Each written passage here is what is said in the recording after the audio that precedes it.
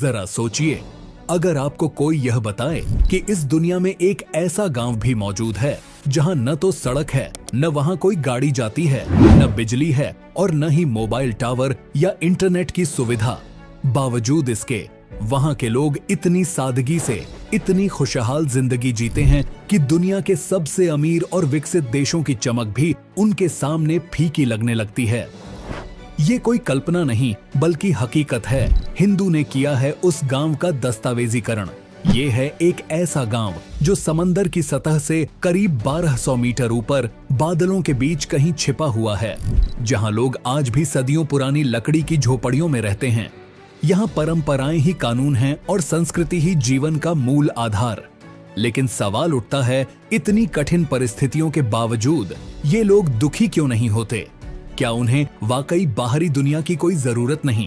क्या सचमुच इस गांव में समय थम चुका है? और सबसे चौंकाने वाली बात तो यह है कि यह गांव आधुनिक तकनीक से अनजाने में बचा नहीं है, बल्कि जानबूझकर इसे उससे दूर रखा गया है। क्यों, किसने और किस उद्देश्य से? आइए आज आपको लिए चलते हैं उस रहस्यमयी और खूबसूरत दुनिया की ओर जो बादलों के ऊपर बसी है, जहां इंसानियत की सबसे सच्ची मुस्कान आज भी जिंदा है। यह स्थान है इंडोनेशिया के पूर्वी हिस्से में स्थित ईस्ट नुसा तेंगारा प्रांत का फ्लोरेस द्वीप, और इसी द्वीप की ऊंचाइयों पर बसा हुआ है वेरेबो नाम का एक रहस्यमयी गांव। यह गांव समुद्र तल से लगभग 1100 मीटर की ऊंचाई पर स्थित है और इसी वजह से इसे बादलों के ऊपर बसा गांव भी कहा जाता है। यहाँ तक पहुंचना किसी रोमांचक यात्रा से कम नहीं। सबसे पहले आपको भगवान बादजो या रूटिंग जैसे कस्बों से होते हुए घने जंगलों और पहाड़ी रास्तों से कार में लंबा सफर तय करना होता है। लेकिन असली यात्रा शुरू होती है जब आप डेंगे नाम की एक जगह से अपनी पदयात्रा आरंभ करते हैं। एक सीधी, पथरीली और थकाऊ चढ़ाई जो करीब 3 से 4 घंटे की होती है। मगर रास्ते में जो नजारे मिलते हैं, घनी हरियाली, शुद्ध हवा और पहाड़ों की गोद में बहती हुई प्रकृति की ऊर्जा, वो सारी थकान को पल भर में मिटा देते हैं। और जैसे ही आप वेरेबो की सीमा में कदम रखते हैं, ऐसा लगता है जैसे समय यहीं कहीं रुक गया है।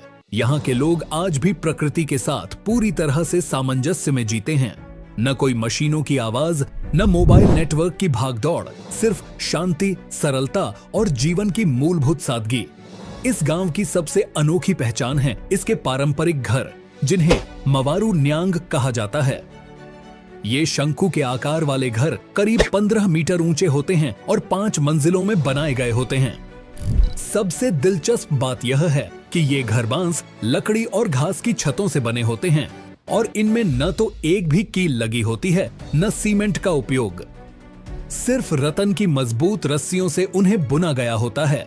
हर मंजिल का एक अलग मकसद होता है। निचला हिस्सा पशुओं और लकड़ी के भंडारण के लिए, मध्य तल परिवार के रहने और खाना पकाने के लिए, और ऊपर की मंजिलें अनाज के संग्रहण और आध्यात्मिक क्रियाओं के लिए। सबसे ऊपर का भाग, जिसे कांग कोड़े कहा जाता है, उसे पूर्वजों की आत्माओं और पूजा का पवित्र स्थान माना जाता है। यहाँ का सामाजिक जीवन भी बेहद खास है। वेरेबो वो गांव के निवासी साझी जिम्मेदारियों, भोजन और उत्सवों में एक दूसरे का पूरी तरह साथ निभाते हैं। इनके गोलाकार घर केवल स्थापत्य की दृष्टि से खास नहीं, बल्कि सामूहिकता, संतुलन और न्याय के प्रतीक माने जाते हैं। ऊपर की ओर उठता हुआ शंखवाकार ढांचा गांव की एकजुट सोच और सकारात्मक ऊर्जा का प्रतीक है। साल 2012 में वेरेबो गांव को यूनेस्को का Asia Pacific heritage award of excellence मिला था, जो इसकी सांस्कृतिक विरासत, वास्तुकला और परंपरा के प्रति गहरे समर्पण को अंतरराष्ट्रीय स्तर पर पहचान देता है। वेरेबो गांव, जहां बादलों के बीच सांस लेती है एक सदियों पुरानी दुनिया। इंडोनेशिया के फ्लोरेस द्वीप की ऊंची पहाड़ियों पर बसा यह गांव न सिर्फ एक पर्यटन स्थल है, बल्कि जीवन के असली मायनों को दर्शाने वाला आईना भी है। यह गांव सिखाता है कि सादगी, सामूहिकता और प्रकृति से जुड़ाव ही सच्ची खुशी के मूल तत्व हैं।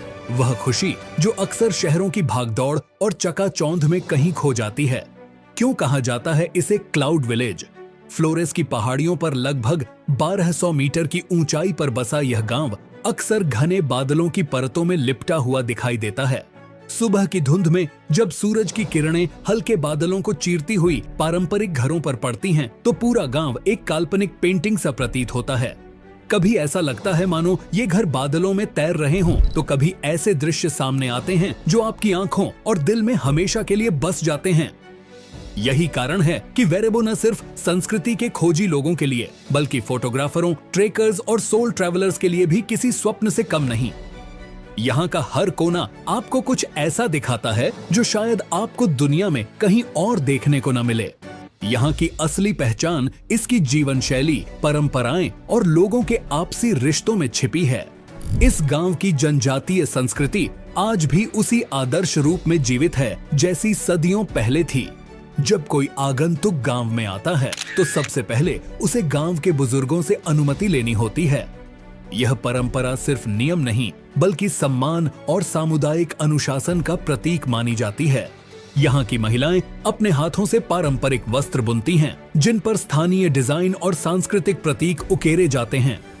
वहीं पुरुष खेती करते हैं, जंगलों से आवश्यक वस्तुएं लाते हैं और घर की जिम्मेदारियां निभाते हैं। हर व्यक्ति की दिनचर्या में प्रकृति के प्रति आभार और सामूहिक भावना की झलक साफ दिखती है। पेंटी सेरेमनी पूर्वजों को समर्पित एक प्रमुख सांस्कृतिक त्योहार जो हर वर्ष मनाया जाता है। यह सिर्फ एक उत्सव नहीं, बल्कि अपने अतीत से जुड़ने और उसे अगली पीढ़ियों तक पहुंचाने का एक जीवंत माध्यम है। इस समारोह में लोग पारंपरिक गीत गाते हैं, समूह में नृत्य करते हैं और पूर्वजों को श्रद्धांजलि अर्पित करते हैं। इसमें शामिल होकर ऐसा लगता है मानो आप सिर्फ दर्शक नहीं, बल्कि उस संस्कृति का हिस्सा बन चुके हैं। यहाँ आने वाले मेहमानों को लोग अतिथि नहीं, बल्कि परिवार का सदस्य मानते हैं। वेरेबो की यात्रा किसी पैकेज टूर की तरह नहीं होती। यहाँ न कोई लग्जरी होटल है और न ही भारी भीड़ वाला टूरिज्म।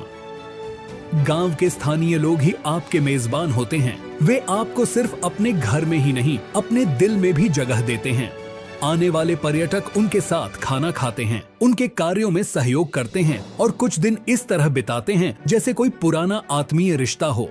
यह अनुभव बताता है कि यात्रा केवल स्थानों को देखने का नहीं, बल्कि भावनाओं और परंपराओं को महसूस करने का एक सुंदर अवसर होती है।